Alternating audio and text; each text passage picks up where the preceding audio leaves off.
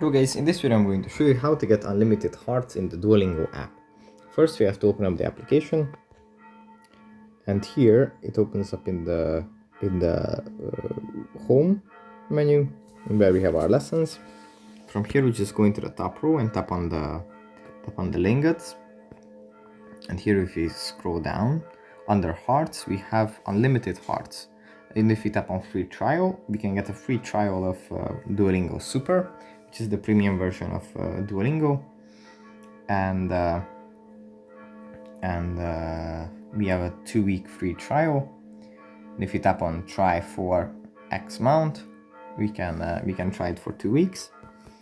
Here we have the perks that it gives, and yeah, that's how we can get unlimited hearts.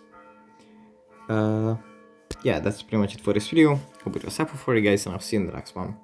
Bye.